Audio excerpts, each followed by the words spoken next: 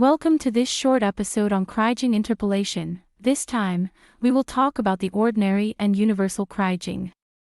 Kriging is probably one of the most effective methods for interpolating geological surfaces. The interpolation algorithm itself is deterministic, there is no random component. Unlike with multiple point statistics, the same data and parameters will always produce the same surface. What sets it aside from the simple interpolation we discussed before is that Kriging predicts a measure of uncertainty. The Kriging variance or uncertainty is calculated based on how much the data deviate from the variogram. In the results of Ordinary Kriging, the lowest prediction error is near the data points and the highest uncertainty away from them. Ordinary Kriging is a preliminary method used when we lack much prior knowledge regarding trends.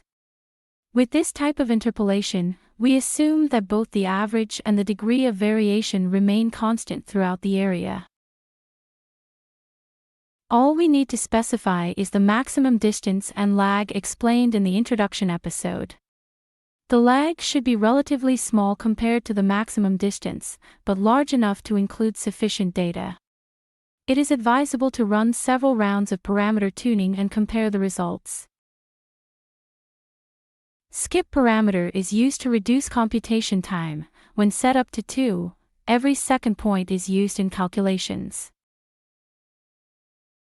On the contrary to Ordinary Kriging, Universal Kriging assumes presence of a deterministic trend in the data, which is often the case in geological applications where the property changes systematically over space.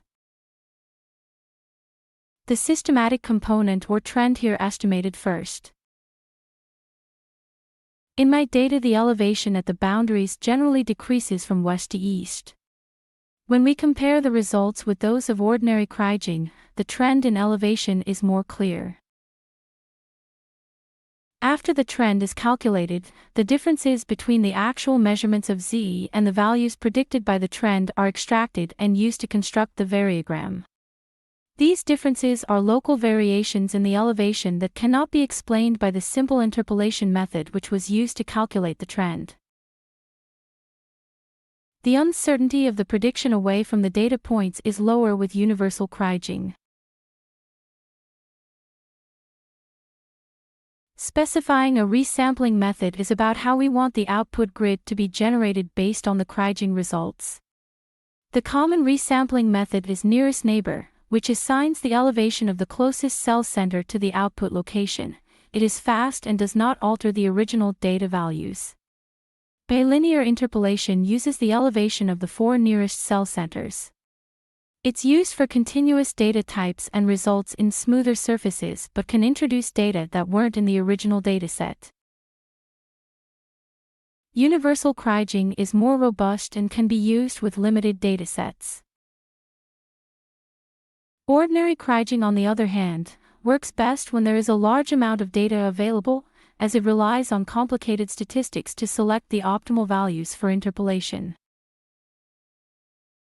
Block Kriging, available with both the ordinary and universal methods, refers to the prediction of average elevation over an area rather than predicting a value at a specific point.